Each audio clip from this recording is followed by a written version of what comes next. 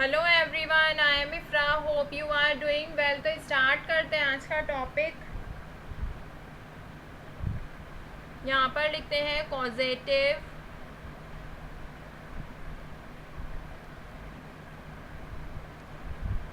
Verbs.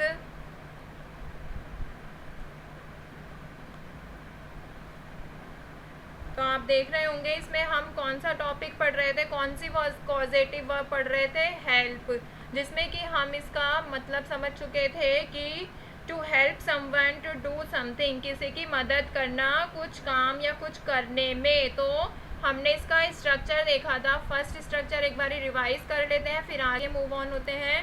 तो first structure क्या था? Subject plus help according to the any, कोई भी टेंस के अकॉर्डिंग हम चेंज कर सकते हैं इसको।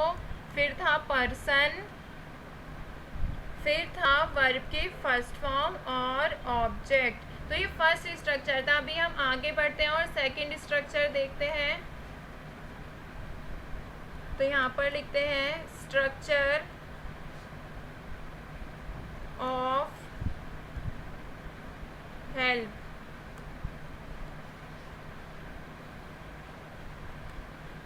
तो सेकंड स्ट्रक्चर कैसा रहता है? सबसे पहले आता है सब्जेक्ट, सब्जेक्ट के बाद आता है हेल्प, वही रहेगा। इसमें भी टेंस के अकॉर्डिंग हम इसको चेंज कर सकते हैं।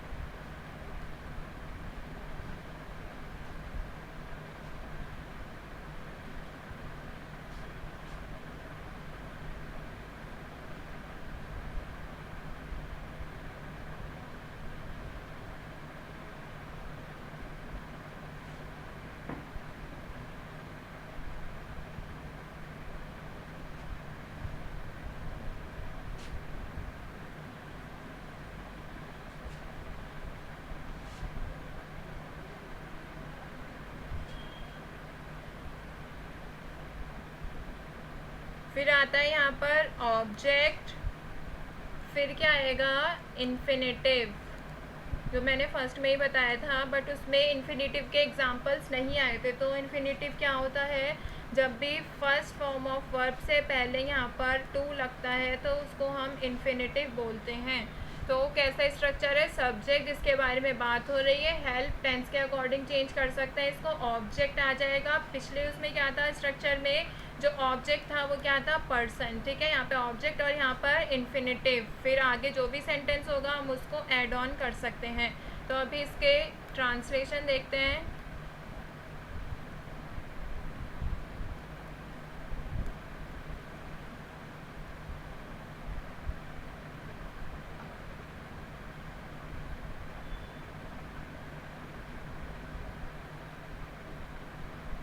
जैसे फर्स्ट सेंटेंस लिखा है जॉन, जैसे फर्स्ट सेंटेंस लिखा है जॉन ने उनकी कार उठाने में उनकी मदद की। तो इसको कैसे ट्रांसलेट करेंगे? सब्जेक्ट कौन है यहाँ पर? जॉन। क्या किया उसने? कार उठाने में, मतलब कार को लिफ्ट करने में मदद की। मदद की मतलब ये कर चुका है, तो ये है पास्ट टेंस। तो इसमें हम जो हेल्प है यहाँ पर इसको टेंस के अकॉर्डिंग चेंज करेंगे। तो कैसे लिखा जाएगा? और इसमें इन्फिनेटिव का यूज़ करना है। तो लिखते हैं John helped him to lift his car. तो देखिए यहाँ पे जो ये आ रहा है ऑब्जेक्ट, ये ऑब्जेक्ट क्या होना चाहिए? यहाँ पे कोई भी थिंग होनी चाहिए। फर्स्ट स्ट्रक्चर में क्या था? ये पर्सन था। अब क्या है? हम थिंग की बात कर रहे हैं। बट आपको ये थिंग का वाला सेकंड स्ट्रक्चर कंप्लीट करके मैं जो फर्स्ट में मैंने आपको इन्फिनेटिव वाली बात बताई थी उसके भी एक दो स्ट्रक्चर देख लेंगे। ठीक है, तो यहाँ पर आपको समझ आया होगा। जॉन क्या है? सब्जेक्ट है, ये पास्ट को डिफाइन कर रहा है। दिस इज, यहाँ पे हमने पर्सन लिया है, बट ये क्या है? ये इन्फिनेटिव है। और ये क्या है, थिंग है। आगे बढ़ते हैं सेकंड स्ट्रक्चर पे। जैसे कि यहाँ पे लिखा है, वह हमेशा मेरा सामान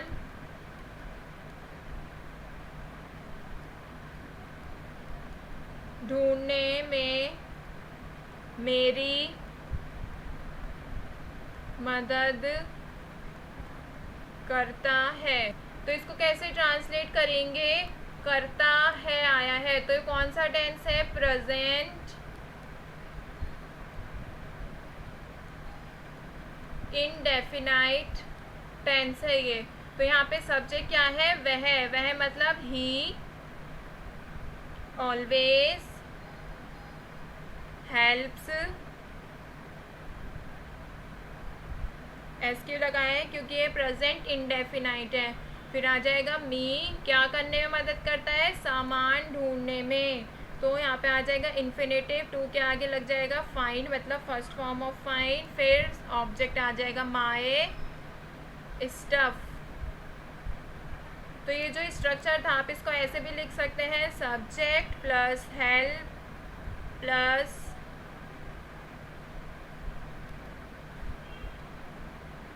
पर्सन प्लस इन्फिनेटिव प्लस यहाँ पे कोई भी थिंग।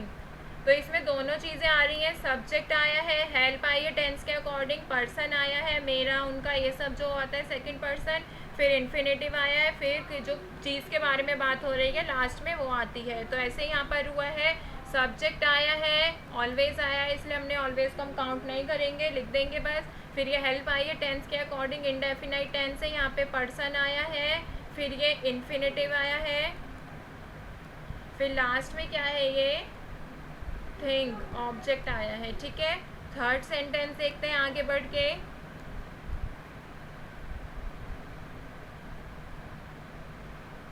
शिक्षक ने मुझे विषय समझने में मदद की। तो यहाँ पे क्या है,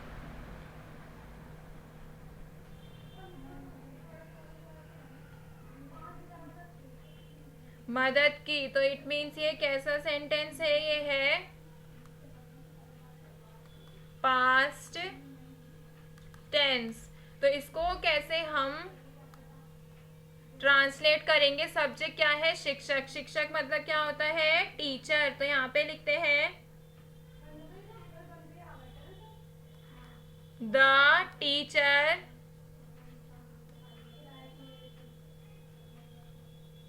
हेल्प्ड मी टू अंडरस्टैंड, समझने को क्या लिखा है, टू अंडरस्टैंड, विषय मतलब क्या होता है, कोई भी टॉपिक को बोलते हैं विषय, तो विषय मतलब यहाँ पे लिख देती हूँ टॉपिक। ठीक है, तो देखिए इसमें सब्जेक्ट क्या है, यहाँ पर टीचर, ये हमने पास्ट को डिफाइन कर रहा है, मी क्या है, पर्सन, टू अंडरस्टैंड ये क्या है, इन्फिनेटिव, और ये क्या है, ऑब्जेक्ट, मतलब यहाँ पे थिंग की बात कर रहे हैं हम, यहाँ पे कोई इंसान की बात नहीं हुई है।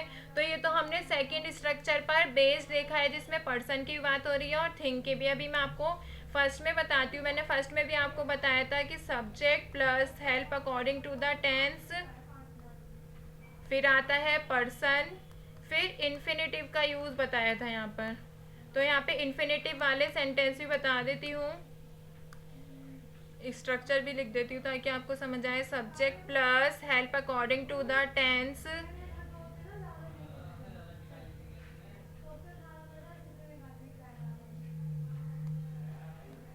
फिर आता है पर्सन, फिर लास्ट में आता है इन्फिनेटिव,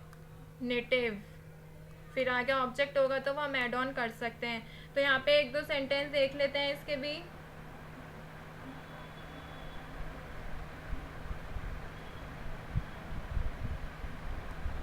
जैसे मैंने फर्स्ट सेंटेंस लिखा, मैं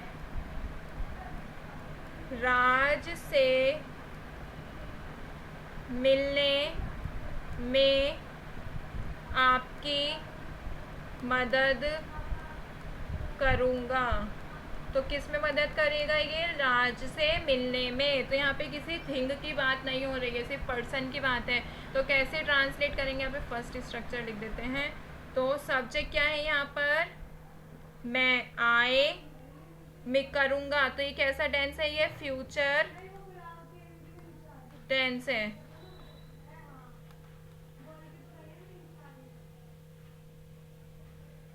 I will help you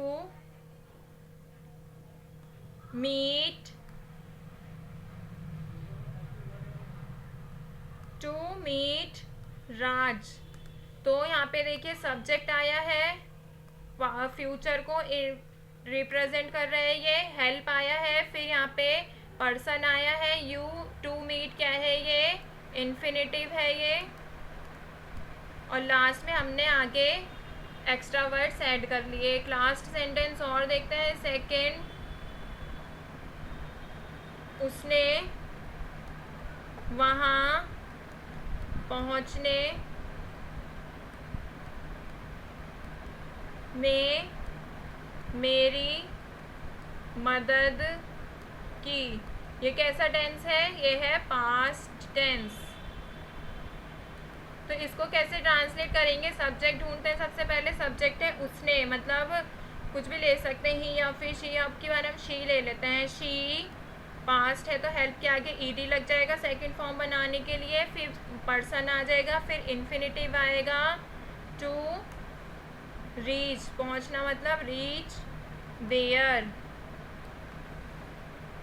तो यहाँ पर आई होप आपको समझ आया होगा कि सब्जेक्ट है ये, फिर ये पास्ट को रिप्रेजेंट कर रहा है, ये पर्सन है, ये क्या है? टू इन्फिनेटिव, यहाँ पे लिखते हैं इन्फिनेटिव, दिस इज ऑब्जेक्ट। ठीक है, तो यहाँ पे टॉपिक होता है कंप्लीट। हमने सेकंड स्ट्रक्चर भी देख लिया है हेल्प का। तो यहाँ पर हेल्प के दोनों स्ट्रक्चर कंप्लीट हो गए। मिलते हैं नेक्स्ट वीडियो में। Stay tuned and thank you.